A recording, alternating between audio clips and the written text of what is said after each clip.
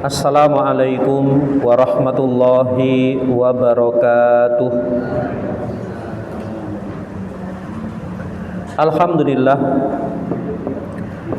wassalatu wassalamu ala rasulillah nabiyina Muhammadin wa ala alihi wa sahbihi ajmain. Asyhadu an la ilaha illallah wahdahu la syarikalah wa asyhadu anna Muhammadan abduhu wa rasuluhu. Qala Allah ta'ala fi kitabihil karim, ya ayyuhalladzina amanu taqullaha haqqa tuqatih wa la tamutunna illa wa antum muslimun. Amma ba'du. Bapak Ibu rahimani wa rahimakumullah, alhamdulillah kita bersyukur kepada Allah Subhanahu wa taala. Di kesempatan pada malam hari ini kita bisa hadir kembali di majelis ilmu mengkaji dari ayat-ayat Allah Subhanahu wa taala. Salawat serta salam semoga terlimpah kepada Nabi kita Muhammad sallallahu alaihi wasallam serta kepada keluarga serta sahabat tabi'in, tabi'ut tabi'in serta kepada umatnya yang senantiasa istiqomah berjalan di atas jalan Islam hingga hari kiamat. Bapak Ibu, a'azani Allah wa iyyakum, di malam hari ini kita akan membahas satu ayat dari surat At-Taubah, ayat yang ke-84.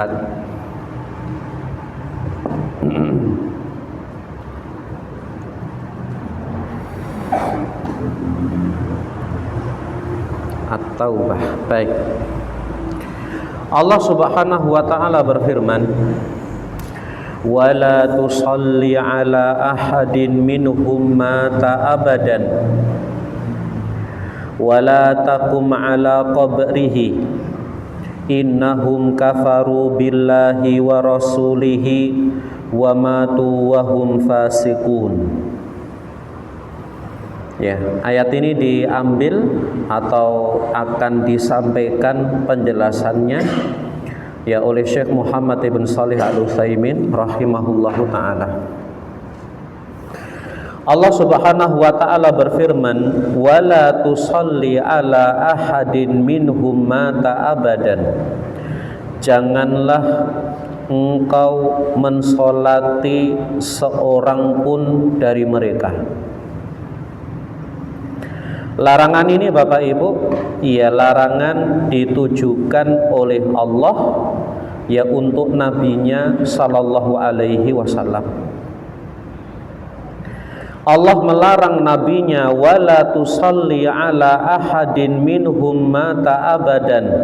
Janganlah engkau mensolati atau mensolatkan seorang pun dari mereka yang telah mati abadan selamanya, Pak. Siapa yang dimaksud yang tidak boleh untuk disolatkan? Yaitu orang-orang munafik. Rasulullah Shallallahu Alaihi Wasallam dilarang untuk menyolatkan orang-orang munafik seorang pun, Pak. Jangan disolatkan selamanya. Kalau ada orang munafik meninggal dunia, jangan disolati. Wala taqum ala qabrihi. Kemudian janganlah engkau berdiri di samping kuburannya. Gak boleh ikut berdiri di kuburannya. Dilarang, Pak, oleh Allah Subhanahu wa ta'ala. Tidak boleh menyolatkan. Kemudian Nabi tidak boleh untuk berada di samping kuburannya. Ayat ini Bapak Ibu ada kisah, ada sababun nuzulnya, Pak. Sebagaimana disebutkan dalam sebuah riwayat, sababun nuzulil ayat, sebab turunnya ayat ini, lamma mata ra'sul munafikin, ketika pentolannya orang munafik, pembesarnya orang munafik mati, Pak. Siapa itu? Yaitu Abdullah bin Ubay bin Salul. Ya. Ya, namanya Abdullah ya bin Ubay bin Salul.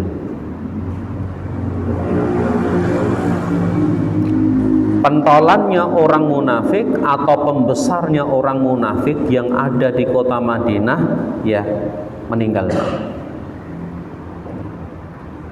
Kemudian apa? Ata ibnuhu, kemudian datanglah ya anaknya ya si Abdullah ini kepada Rasulullah sallallahu alaihi wasallam.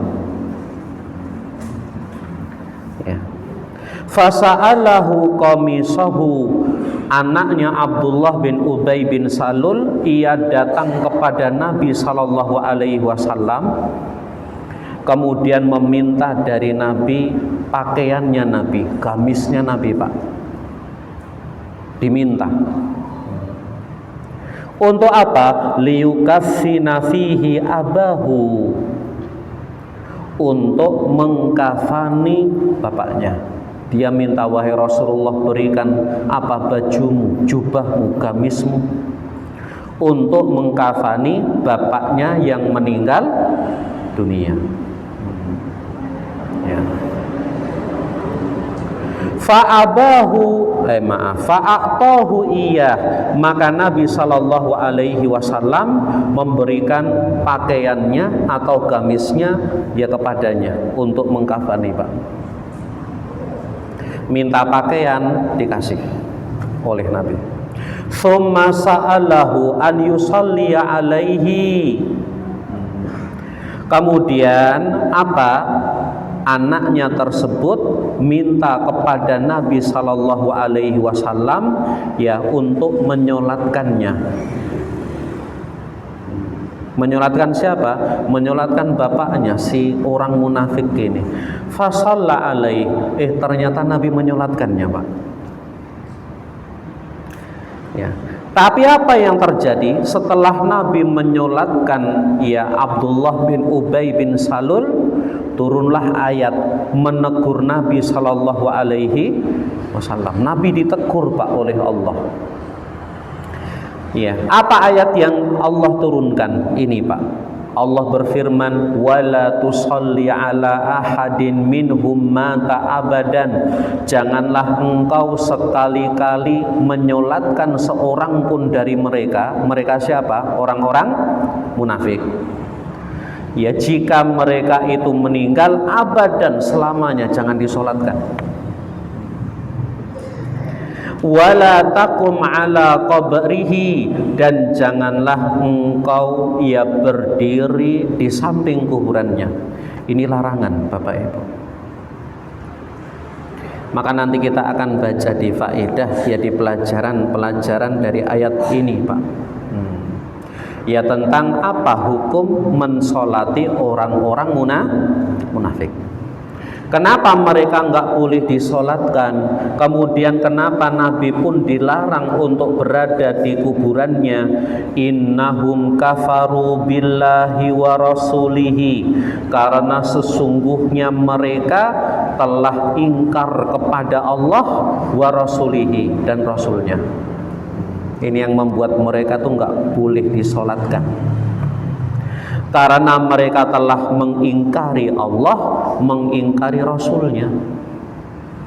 Wa matu wa hum fasikun, dan mereka telah wafat, telah meninggal, dan mereka dalam keadaan fasik, Pak. Bapak Ibu, a'azzani Allah wa iyyakum, apalagi siapa? Abdullah bin Ubay bin Salul. Ini pembesarnya, pemimpinnya orang-orang munafik. Mereka itu sebetulnya benci kepada Nabi, mereka benci kepada Islam. Tapi kenapa, Pak? Mereka tidak kafir sekalian, karena mereka takut. Nah, ini perbedaan orang di Mekah dan orang yang ada di kota Madinah saat itu. Kalau kita belajar sirah, Bapak Ibu, orang-orang yang ada di kota Mekah hanya ada dua, mukmin atau kafir. Nggak ada, Pak, orang munafik di Mekah.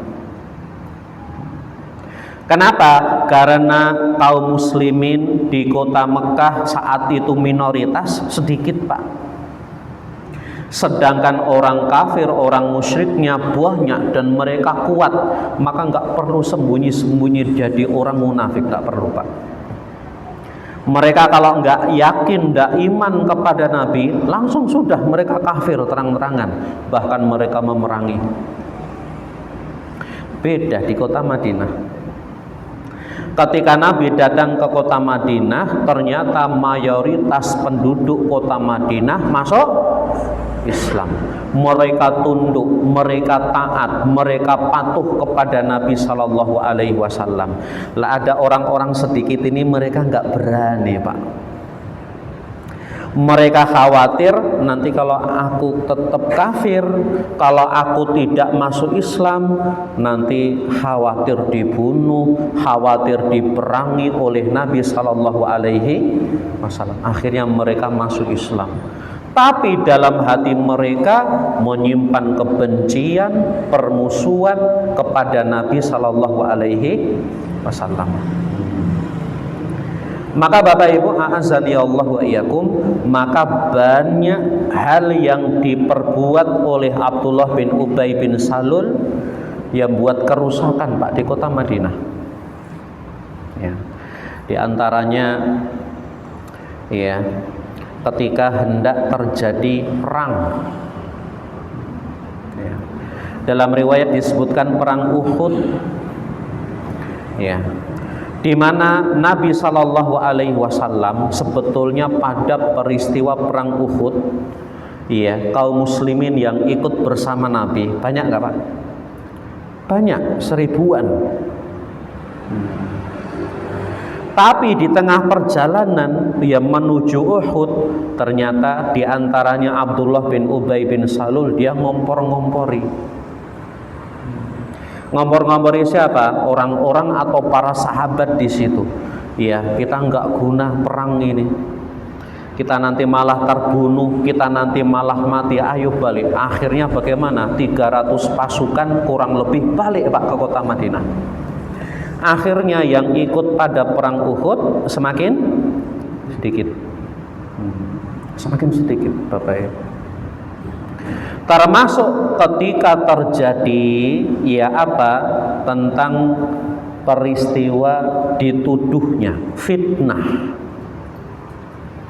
difitnahnya istri Nabi Shallallahu Alaihi Wasallam. Apa? Dituduh zina dengan seorang sahabat saat itu. Ya, hadisnya dikenal dengan hadisul ifki. Hadis tentang tuduhan buruk, tuduhan zina kepada Aisyah istri Nabi Shallallahu Alaihi Wasallam dalam suatu perjalanan, dalam hadis yang panjang Pak. Aisyah radhiyallahu anha ia menceritakan Rasulullah Shallallahu Alaihi Wasallam biasa mengundi kami Pak, mengundi istri-istrinya. Ketika hendak bersafar, Rasulullah mengundi dari istri-istrinya siapa dari istrinya yang akan diajak. Maka pada peristiwa itu Rasulullah mengundi, keluarlah nama Aisyah. Maka Aisyah radhiyallahu anha yang diajak safar saat itu. Nabi, Aisyah dan para sahabat yang lain. Dan Aisyah ia tidak berjalan kaki, ia dinaikkan di suatu tenda, yang tendanya ini dinaikkan di atas punggungnya unta. Apa Pak namanya itu? Bisa bayangkan nggih? Nah, di setengah perjalanan apa Rasulullah dan para sahabatnya beristirahat, ya, maka Aisyah radhiyallahu anha turun Pak dari tendanya tersebut. Ya. Kenapa? Untuk mencari sesuatu yang hilang dari perhiasannya. Dikiranya jatuh. Keluar dari tenda, nyari. Singkat cerita, Rasulullah berangkat dan para sahabatnya berangkat. Manusia nggak tahu Bapak Ibu kalau Aisyah turun dari tenda dan nggak kerasa. Kenapa nggak kerasa? Karena Aisyah itu Besar atau kecil, Pak? Aisyah masih kecil, Pak. Ya, ringan, Pak. Ya, maka diangkat ke atas unta pun nggak kerasa, Bapak Ibu. Ya, mau ada Aisyah atau enggak, wis rasane kaya podo wae. Ya, akhirnya ditinggal. Aisyah ketinggalan, Pak. Singkat cerita, ya Rasulullah dan para sahabatnya berjalan terus kembali ke kota Madinah. Ya, Aisyah ketinggalan dan Aisyah menunggu. Ya, duduk di situ. Dengan harapan apa? Nanti kalau ketahuan ternyata Aisyah tidak ada, mungkin akan balik mereka. Ketika Aisyah menunggu, ya datanglah seorang sahabat. Siapa Pak namanya? Siapa nama sahabatnya? Wallahu a'lam, saya lupa juga. Seorang sahabat ini, ya dalam riwayat disebutkan dia datang tuh belakangan, Pak. Ada yang menjelaskan dalam riwayat kenapa sahabat ini belakangan, karena sahabat ini dia ditugasi memang di belakang. Siapa tahu nanti ada senjata yang jatuh, siapa tahu ada yang tertinggal, siapa tahu ada yang barangnya jatuh dan lain sebagainya, dia yang ngambil, Pak. Dalam riwayat yang lain disebutkan kenapa sahabat ini belakangan, karena dia, kalau bahasa kita, orangnya agak ngantukan. Ya, jadi dia sering tertinggal. Kadang dia tidur istirahat dulu, wis di sana aku belakangan. Ternyata ketemu dengan seorang wanita, itu adalah istri Nabi Sallallahu Alaihi Wasallam. Maka Aisyah, ya tanpa bersuara, tanpa bicara, keduanya diam saja, Pak. Ya, Aisyah dipersilahkan naik di atas untanya. Sahabat tersebut di depan narik unta, jalan kaki, Aisyah di unta sampai masuk kota Madinah. Apa yang terjadi ketika dua orang ini, Aisyah dan sahabat ini, datang ke kota Madinah dalam keadaan berduaan, Pak? Sahabatnya di depan narik untanya Aisyah. Disitulah mulai timbul desas-desus, kasak kusuk, Bapak Ibu. Dan di antara yang gembor-gemborkan, yang meramaikan, yang kalau bahasa kita memviralkan, Pak, di antaranya Abdullah bin Ubay bin Salul. Mereka mengatakan Aisyah tengah zina. Apa bahasanya? Selingkuh. Istri Nabi selingkuh. Dan itu disebarkan dari mulut ke mulut. Akhirnya apa yang terjadi? Semua orang di kota Madinah tahu, Pak, berita ini. Bahwasanya mereka menganggap Aisyah selingkuh, Pak. Ditambah lagi setelah sampai di kota Madinah, ya Aisyah itu cuma di rumah terus, sakit. Dan cerita ini tersebar di kota Madinah. Aisyah nggak tahu, Pak, sama sekali. Sampai Rasulullah datang kepada Aisyah, kemudian menceritakan hal itu kepada Aisyah, dan Rasulullah berkata, wahai Aisyah, jika engkau memang melakukannya, maka segeralah bertaubat. Rasulullah sampai mengucapkan seperti ini, Pak. Berarti Rasulullah pun juga bagaimana mendengar berita ini. Bisa jadi Rasulullah terpengaruh. Bisa jadi Rasulullah juga memikirkan, apa jangan-jangan memang Aisyah selingkuh. Ya. Jika engkau memang melakukannya, wahai Aisyah, maka bertaubatlah. Tapi jika engkau tidak melakukannya, wahai Aisyah, maka insya Allah Allah yang akan membelamu. Dan di antara dan yang paling semangat untuk menyebarkan berita ini Pak, di antaranya Abdullah bin Ubay bin Salul, pentolannya orang munafik, Pak. Ya. Maka Bapak Ibu, a'azzani Allah wa iyyakum, ya orang-orang munafik ini Bapak Ibu, ya mereka banyak berbuat kerusakan, termasuk banyak berbuat fitnah, ya di mana? Di kota Madinah. Maka Rasulullah Shallallahu Alaihi Wasallam pernah memperingatkan, Pak. Ya, apa? Seorang sahabat ia diberitahu, diantaranya ya Hudzaifah ibnul Yaman. Ia diberitahu, Pak, siapa nama-nama orang munafik yang ada di kota Madinah. Rasulullah menyebutkannya jelas kepada Hudzaifah, fulan munafik, fulan munafik, fulan munafik. Dan ternyata yang diberitahu itu hanya Hudzaifah ibnul Yaman. Bahkan Abu Bakar, bahkan Umar sekalipun Bapak Ibu nggak diberitahu, Pak, siapa nama orang-orang munafik. Maka Umar bin Khattab sejak saat itu Umar itu memperhatikan kalau ada penduduk kota Madinah yang meninggal, yang wafat, maka Umar mesti memperhatikan Hudzaifah nyolatkan enggak.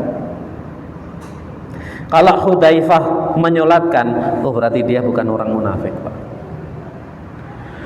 Tapi kalau menyaksikan ada penduduk kota Madinah meninggal, ternyata disaksikan, dilihat Hudzaifah tidak menyolatkannya, oh bisa jadi ini orang munafik yang dulu pernah disebutkan namanya oleh Nabi Shallallahu Alaihi Wasallam. Dan jangan sampai Bapak Ibu kita menjadi orang-orang munafik. Jangan sampai, Pak.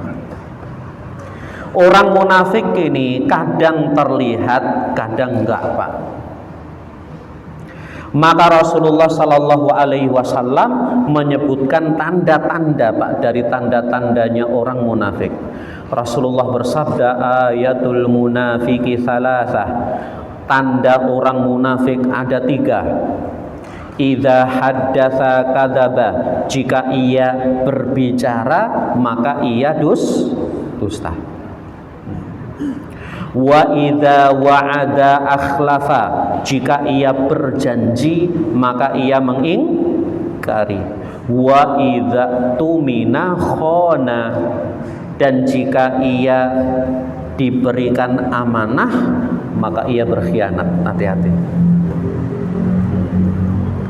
Dalam riwayat yang lain Rasulullah bersabda, ayatul munafiki arba'.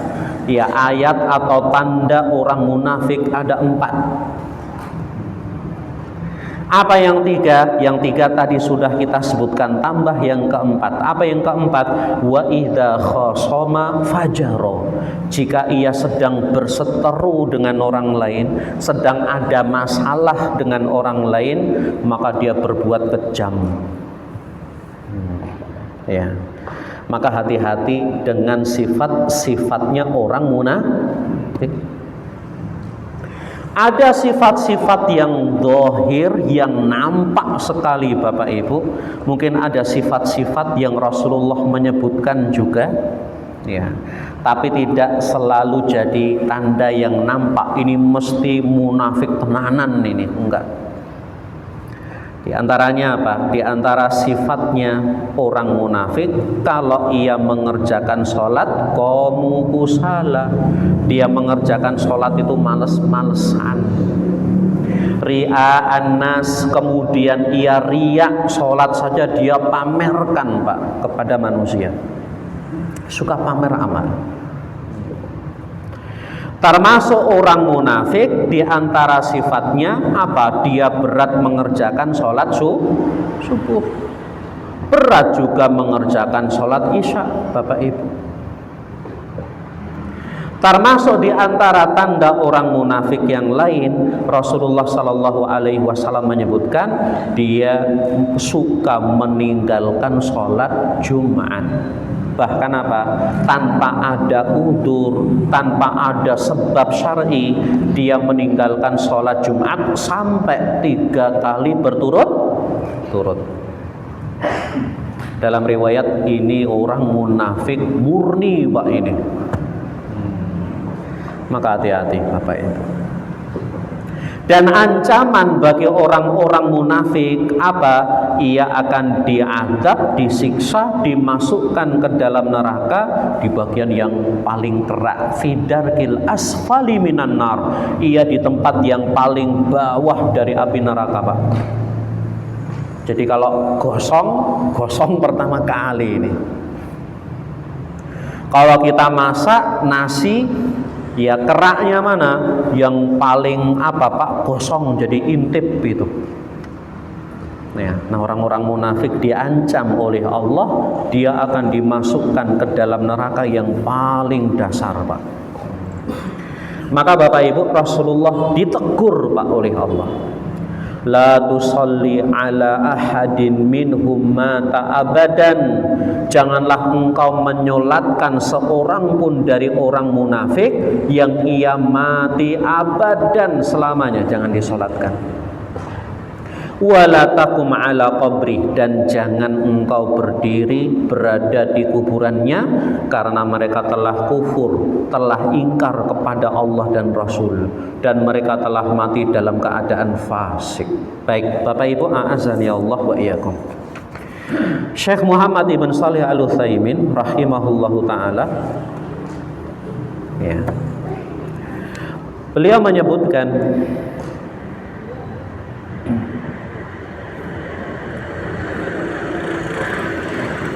dari penjelasan ayat ini, beliau menyebutkan karena min adatin Nabi, di antara kebiasaannya Nabi Pak, itu menyolatkan ya jenazah atau menyolatkan sahabat yang meninggal dari kaum muslimin, mendoakannya, kemudian memintakan ampun, kemudian apa, mengantarkan ke kuburannya. Ini yang diajarkan oleh Nabi dan dikerjakan oleh Nabi. Kalau ada seorang sahabat dia baik, maksudnya bukan apa orang munafik, ya maka apa, disolatkan, bahkan diantarkan. Dan ini keutamaan yang besar Pak. Orang yang menyolatkan jenazah dia dapat pahala 1 qiraat. Orang yang menyolatkan jenazah dan mengantarkannya sampai kuburan, maka ia mendapatkan ya pahala ya apa 2 qiraat. Maka orang yang setiap hari menyolatkan jenazah, masya Allah keutamaannya besar. Ada Pak yang setiap hari nyolat ke jenazah? Ada di tanah suci, di Masjid Nabawi atau di Masjidil Haram, hampir setiap hari Pak. Mesti apa? Setelah selesai sholat 5 waktu, ada sholat jenazah. Jarang sekali nggak menyolatkan. Ya mesti ada jenazah yang disolatkan. Setelah salam selesai, nanti akan ada pengumuman, ya sholat jenazah. Bayangkan kalau kita di Mekah, Madinah, ya sehari saja bisa sholat jenazah 5 kali Pak. Habis subuh sholat, habis duhur sholat, habis asar sholat, habis maghrib sholat, habis isya sholat 5 kali. Kalau sholat saja apa? Berarti sudah dapat 5 kali 5 qiraat, berarti 5 gunung Uhud. Apalagi kalau setelah selesai apa mengerjakan sholat jenazah, ikut mengantarkan ke kuburan. Dikubur di mana Pak? Di kuburan Baqi. Ya. Kalau ada yang ingin ikut, ya tinggal ikuti saja. Nanti dibawa masuk ke kuburan Baqi, jalan kaki saja sampai, karena cuma di samping. Ya berarti dia dapat pahala 2 qiraat. Dan kalau di Masjid Nabawi, seorang keluar dari masjid, ya nanti ada gerbang 333, 337 atau 338 atau 336, decer Pak itu. Kalau keluar sudah langsung lihat apa? Itu gunung Uhudnya kelihatan. Ya, jadi sengaja dibuat seperti itu. Begitu keluar dari masjid, langsung gunung Uhud ketahuan. Apa kelihatan? Tuh, kalau sholat pahalamu segitu loh. Kelihatan langsung Pak, gunung Uhudnya. Maka Bapak Ibu, ini diantara kebiasaannya Nabi. Kemudian Nabi pun juga bersabda, istaghfiru li akhikum, mintakanlah ampun untuk saudara kalian, was'alu lahu tasbit, dan mintakanlah kepada Allah at-tasbit, keteguhan Pak. Fa innahul an yus'al, karena sesungguhnya ia pada saat ini yus'al, ia akan ditanya. Ditanya siapa Pak? Tanya malaikat. Tetapi kalau yang meninggal adalah orang munafik, ternyata Rasulullah dilarang Pak. Jangan menyolatkan, kemudian jangan berada di kuburannya. Wallahu a'lam. Baik, kita keluarkan faedah. Faedah yang pertama, masyru'iyatus shalah ala man mata mu'minan. Disyariatkannya sholat jenazah bagi disyariatkannya mensolatkan jenazah, ya. Jenazahnya siapa? Jenazah orang yang meninggal dalam keadaan mukmin. Disyariatkan untuk disolatkan. Ya, termasuk kita, mungkin tetangga kita, teman kita, murid kita, guru kita, seorang mukmin, maka jangan lupa menyolatkan Pak. Wal wukuf ala qabrihi, dan berada di kuburannya, lidu'a ilahu, untuk mendoakan Pak. Ya. Jadi datang ke kuburan, apa yang dilakukan? Mendoakan Pak. Bukan minta doa, tapi kita yang mendoakan. Yang kedua, tahrimus sholati 'alal munafikin. Haramnya menyolatkan orang-orang munafik Pak. Wal wukuf ala kuburihim, dan dilarang berada di kuburannya. Enggak boleh. Tapi para ulama rahimahumullah, ya, mereka menjelaskan, ya, bahwasannya yang tidak boleh disolatkan, ya, kemudian tidak boleh untuk kita berada di kuburannya, ia adalah orang munafik yang telah jelas kemunafikannya Pak. Jadi dengan kemunafikannya, dia terang-terangan, dia ngaku Islam tapi sering jelek-jelekkan Islam. Ini berarti udah terang-terangan Pak ini. Dia ngakunya Islam tapi sering menghina Islam, bahkan sering mendukung orang kafir, bahkan apa, dengan orang Islam sering apa, merendahkan, bahkan syariat pun dihina. Bisa jadi ini orang kafir Pak, dan terang-terangan Bapak Ibu. Ya. Maka kalau ada orang munafik dengan kemunafikannya, dia itu terang-terangan, nggak boleh Pak menyolatkannya. Tapi ada orang mungkin apa, dia berbuat munafik tapi nggak terang-terang. Mungkin dia sembunyi-sembunyi, atau apa, kita masih ragu-ragu, orang ini munafik enggak ya. Berarti belum jelas kemunafikannya, masih ragu-ragu. Kalau dia meninggal, maka sholatkan Bapak Ibu. Tapi kalau sudah jelas Pak, bahkan ketika bertanya kepada ustadz, bisa jadi apa, ustadz mengatakan dia itu orang munafik, sudah Pak, kita tidak boleh untuk menyolatkan. Baik Bapak Ibu, a'azzani Allah wa iyyakum. Ya. Kemudian, iya, selain orang-orang munafik, ada Pak orang-orang lain yang kita dilarang untuk menyolatkan. Siapa di antaranya? Jelas, ya, siapa? Orang kafir. Bahkan bisa jadi orang kafir tersebut orang yang mungkin kalau dihitung kekerabatan, ya masih kerabat kita. Orang kafir jelas nggak boleh disolatkan Pak. Ya. Di antara dalilnya adalah sebuah hadis di mana Abu Hurairah radhiyallahu anhu, ya, ia mengatakan, apa, zaron Nabi sallallahu alaihi wasallam qabra ummi. Nabi dulu pernah menziarahi kubur ibunya Pak. Fabaka, wa abka man haulahu. Rasulullah pernah mengunjungi, menziarahi kuburan ibunya. Di mana Pak kuburan ibunya? Di mana dikuburkan ibunya Nabi? Aminah Pak. Di Mekah atau di Madinah? Madinah. Dekat Madinah. Madinah apa Mekah Pak? Madinah. Nama tempatnya apa Pak? Itu kan habis tilik apa orang tuanya. Okay.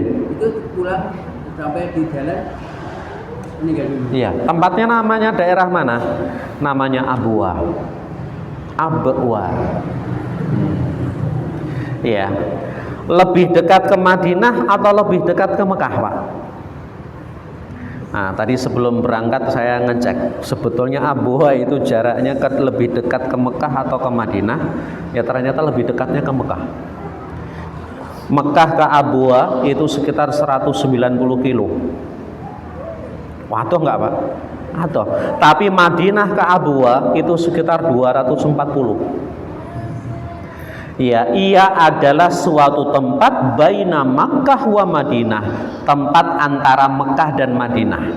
Rasulullah wafat, ibunya Rasulullah wafat di situ. Perjalanan dari Madinah mau balik ke Mekah, maka Aminah sakit dan wafat, meninggal di situ. Ya, dalam riwayat disebutkan ketika Rasulullah melewati tempat ini, ya, ada yang menyebutkan Rasulullah balik dari Fathu Mekah pengen balik ke kota Madinah.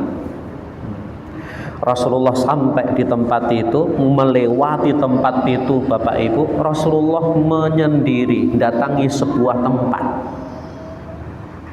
Rasulullah merenung di situ, para sahabat melihat Rasulullah itu kenapa? Ternyata Rasulullah nangis Pak di situ.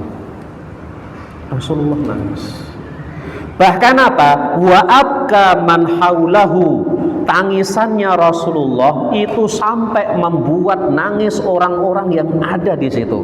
Para sahabat ikut nangis Pak.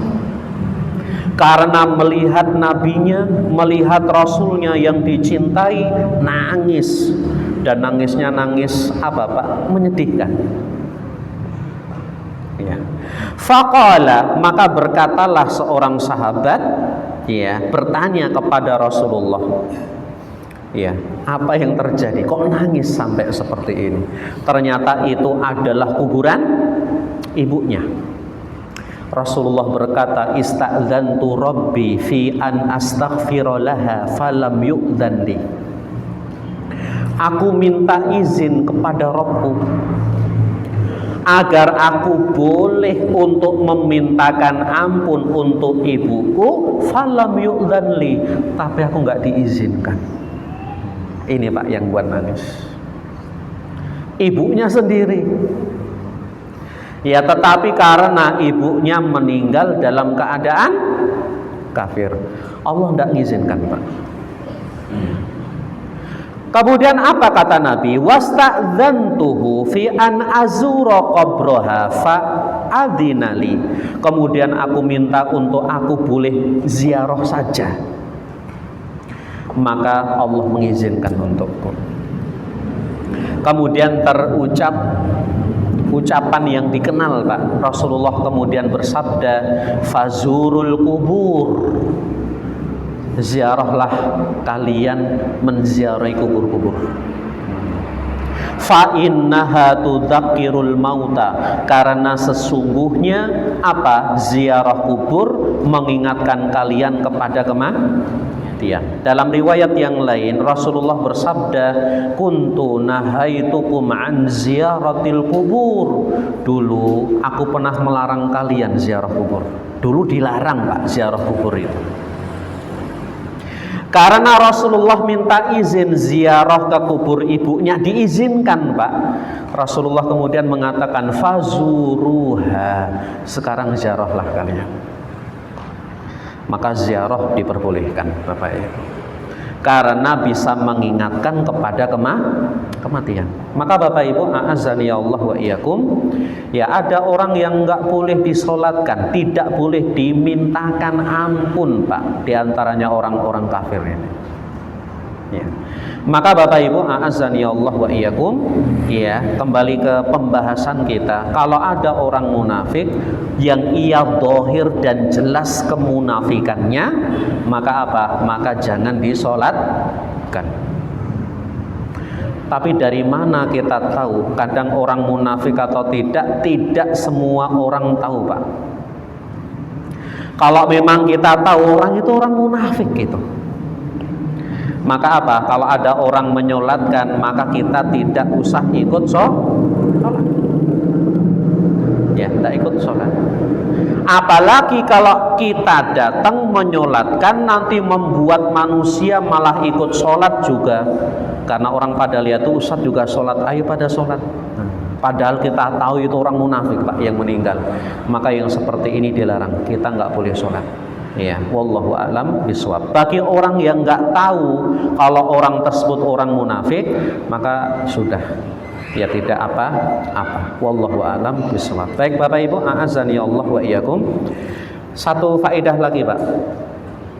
Anna illata tahrimi dzalik, bahwasanya sebab diharamkannya, kenapa tidak boleh nyolatkan orang munafik, kenapa tidak boleh berada di kuburannya orang munafik, kufruhum billah.